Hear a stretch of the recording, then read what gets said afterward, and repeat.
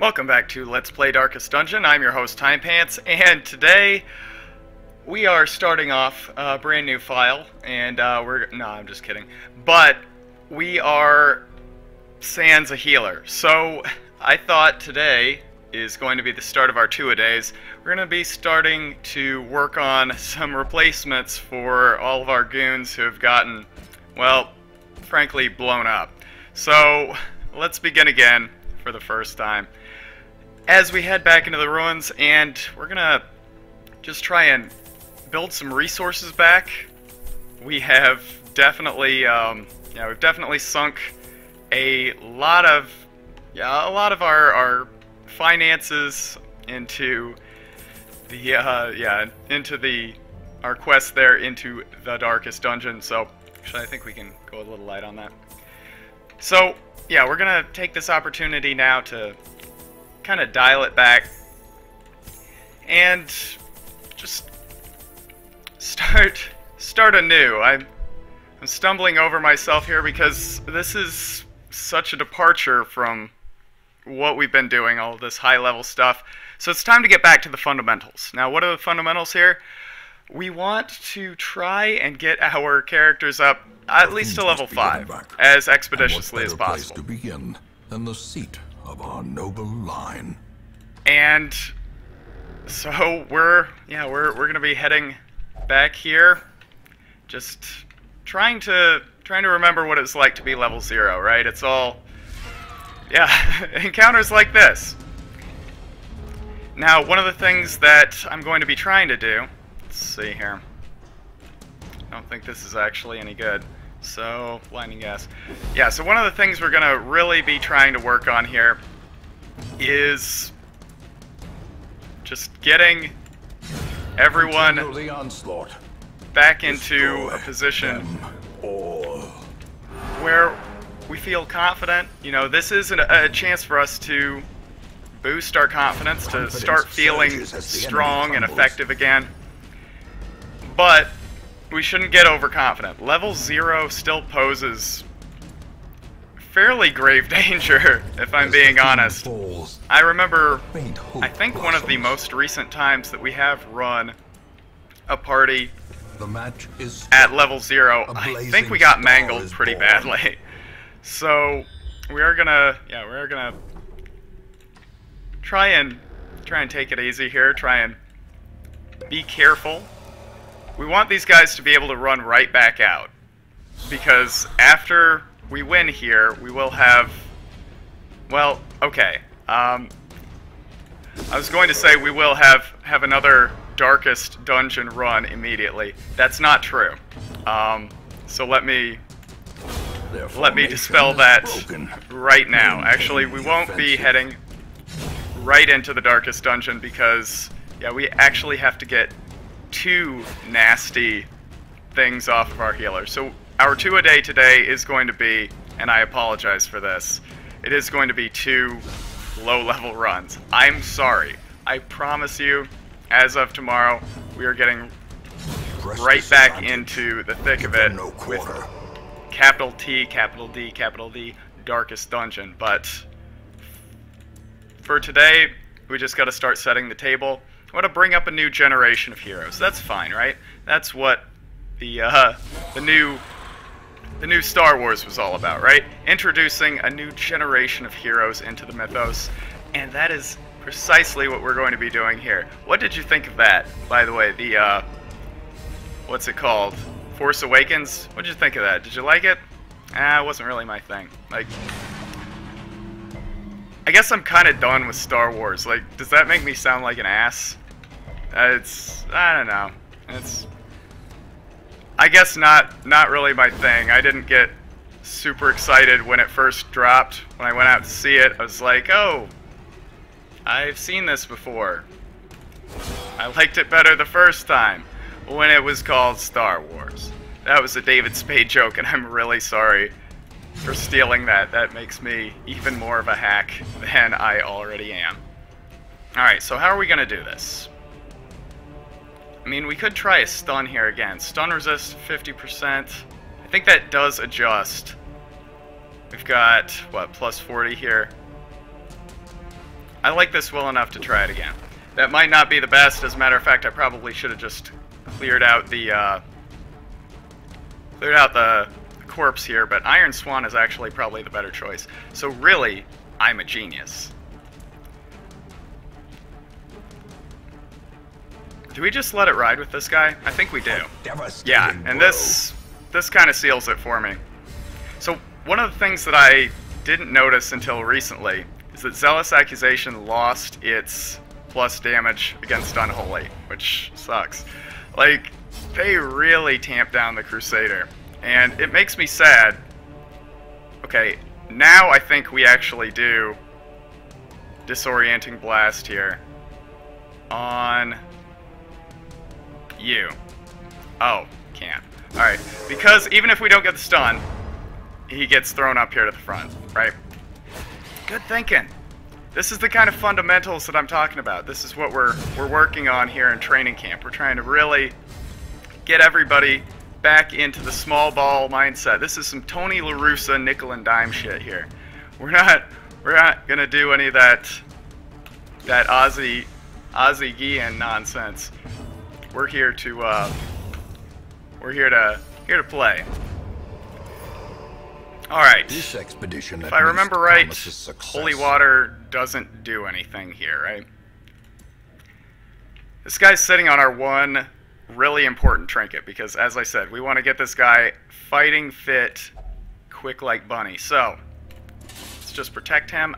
And is this just long? Oh, it is until camp. Now, we probably should have camped, but you know what? If we can camp at the very end and just try and get our stress down, I wouldn't feel too bad about that. Alright, so here's what we're doing. I mean, whatever. Alright, so here's what we're doing. Like I said, we're going to try and get back into playing fundamentally here. And so we are going to play a little boringly. We've had a lot of excitement, a lot of thrills in the past several episodes, you know, some good thrills, you know, like going on a roller coaster, some bad thrills like surviving a terrible car accident. I'm sorry, those experiences have, yeah, they've definitely modeled us, molded us, and made us better adventurers, but they certainly have not been without a cost. So I want these low-level runs to be successful. Like, that's the most important thing. If we do a low-level run and we end up losing 2 characters and some trinkets and have to retreat, that is a lot of time that we are honestly just wasting. And we can't afford that. So yeah, we're gonna be playing a little boring here, but I think that's fine.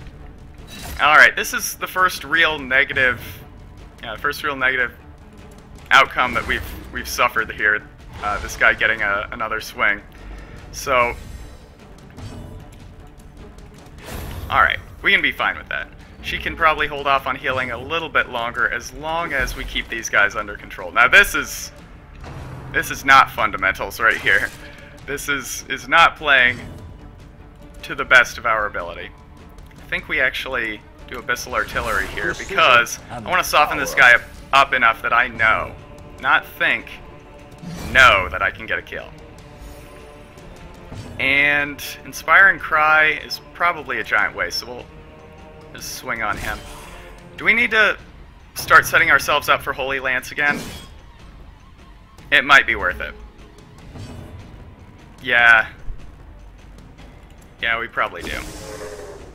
Alright, so yeah, next time, remember, back up, and, oh, this would be nice. Okay, good. So so now that we can take a step back, we're no longer in the thick of it, we can sort of reflect and so clearly ruminate a bit upon or is it merely what the darkest dungeon, the capital T, darkest dungeon means to our overall experience of the game. What do I think? because of course that's what you're all tuning in for, is what I think. Stop laughing. What do I think of the Darkest Dungeon? I love it. I love it. Now, you might think that with a 25% success rate, maybe I'm not so fond of it. Au contraire. That's Portuguese. I know it's French. Au contraire. I love the Darkest Dungeon. I think it is beautifully put together. I like how the dungeon itself has started like mutating. That's awesome. I'm a little disappointed with that. How, as you get deeper into the Darkest Dungeon, apparently, yeah, it starts looking like someone threw up like a massive amount of hamburger all over it. I love that. It's amazing. I think it's very atmospheric, and it's just a really interesting challenge. I love it. So kudos to you. Thumbs up, Red Hook. You did it. Okay. Now this is what I'm talking about here. Here's where we need to start playing a little bit smarter. All right. So how are we gonna do this? Who poses the greatest threat to the survival of our Hellion here? Do we stun them, or do we get the bleed off? I don't think bleed is the big existential threat here. So instead, I'm gonna say it's you. Fundamentals! No, I'm gonna say it's you. I think this guy definitely has the ability to swing. Nope. Papillon. It turns out it was Papillon. He is by far the biggest threat to the survival of our Hellion here. Actually, I was thinking that back here at this range, Graveyard Slash wasn't going to be a thing, and we got exceptionally lucky on this round. So let's not squander our good fortune here. Do we need to start thinking about making camp? I mean, obviously I don't want to, because we've got this nice little protection buff that we're rocking here. She's got the stun resist. Alright, good. But I think this is one of these, and this is something so too will that resistance. the Darkest Dungeon really has impressed upon me, is realizing these critical moments, these key moments in a dungeon run where you need to take action. Because if you don't identify... Really? We got a secret room. Cool. I'm not sure where. Huh. But, yeah, identifying these key moments, I think, is an essential part of the new metagame. At least in the Darkest Dungeon. When you're sort of teetering on the edge here. And in the last fight, we certainly were. A bad crit, a poorly timed crit on one of our characters, that could have killed Bertrand. That's something we really, really need to... That's something we really need to avoid. It's something we really need to be very, very careful about.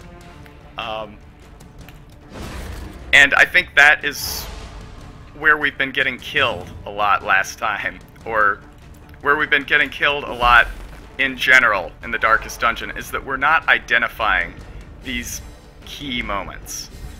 That, you know, we're in a situation where, oh, things look bad, things look dire, but instead of identifying that and trying to fix it immediately, what we have been doing is... What we have been doing instead is kind of letting it ride, saying, well, we need to save our resources here for a fight down the road. We need to protect our, protect our food supply. We need to, we can't burn our camping right away. We have to save that. And we've been saving and saving and saving, but we've been letting these key moments slip away in the meantime. And so somebody goes into death's door right off the bat. And, well, then the key moment has passed, you have sacrificed your advantage, and now all of a sudden, your run's probability of success, which has always been low, is now just pitiful. Your run's fallen apart, and now you're playing from behind. You know, it's like, I equate it, as I do with all things in life, to a fighting game. You know, imagine you are rushing the opponent down, and you get them to make a mistake, and they whiff a dragon punch. If your punish is a throw, the promise of safety, you have sacrificed the advantage that you fought so hard for. Is the trap maker's or art, at least the potential unwitnessed by his own eyes, to pull the fight more firmly into your favor. Same thing here. Okay, so we found our... Do we have a key to take advantage? We don't. I think I remember reading that there's actually something else you can do. But as this is our first secret room, and it's not here, where could it be? You hit up, and you can go here. So we don't actually have the key for it, but quite a stash. Okay.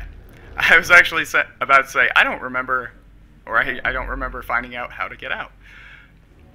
But this is, yeah, this is our key moment.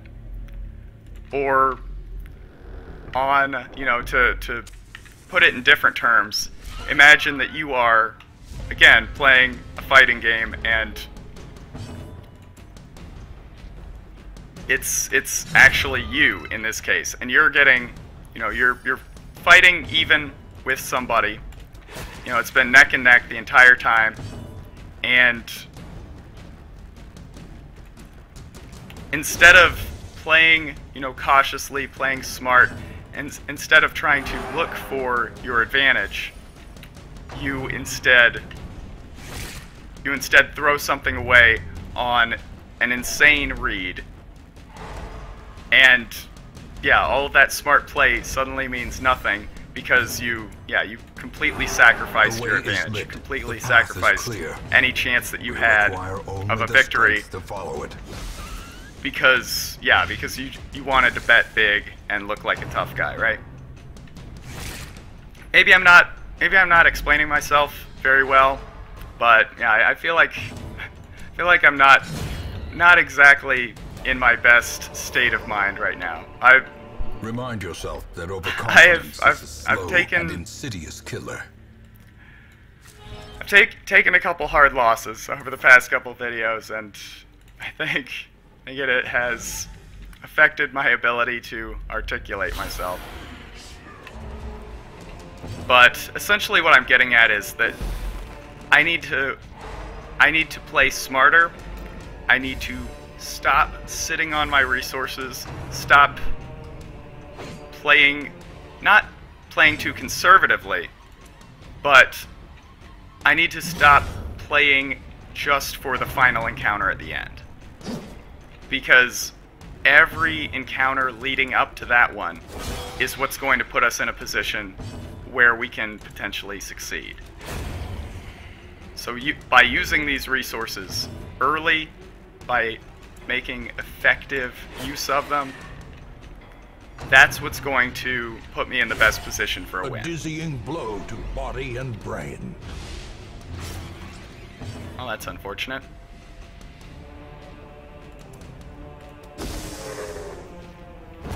So, yeah, that's what I'm gonna work on. You know, when I was a teacher, when I did my student teaching in high school, when I was teaching at kindergarten in Japan, like I always said, when, you know, something went wrong, you know, something didn't turn out, when a kid was misbehaving. I said, you know, what can we learn from this? What can we take away from this situation? How can we use this as an opportunity to improve? When somebody did really poorly on a test, I handed that back to them. You know, sometimes they came up to me after class and they're like, "Hey, Mr. Timepants, why did I do so bad?" You know, well, you know, maybe you didn't prepare, maybe you weren't getting, you know, maybe you weren't ready for this kind of a test. A chance to steel oneself against maybe we didn't, horrors. You know, maybe there's something that we can take away from this. And that is terrible. But yeah, maybe we weren't quite ready. Maybe we weren't quite prepared for this. That's okay. What can we do differently? How can we improve this? And I think we've got to have that own a little reflective moment of our own here. I really wish now that we had some way to remove this disease. So we are going to be taking Runeville out again, and we are going to, this time, definitely put ourselves in a situation where we can make better use of that. Alright. Well, this was not as productive as I might have liked. But, let's see here. There we go. That doesn't reflect really well on you, man. And let's just do that in case we do get ambushed here. All right, great. As the light gains purchase. Okay, well, enough of me being reflective. Made clear. For now. Don't worry, there's plenty more of that coming. Hole by hole, we reclaim what is ours. Wait a minute, why did she get so much XP? Like, I know why Paplian did, but why did Bertrand? Or, I guess the better question, why not Dear Corvusser? I don't know. We'll have to think about that, find out. We dug for months, years, an eternity. And we were rewarded with madness.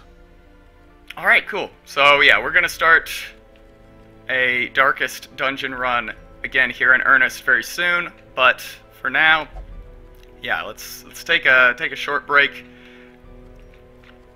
We're gonna come back with more level 1 action, some more hot rookie action here in a little bit, hot amateur action, if you will. But that's for next time. Until then, I'll see you.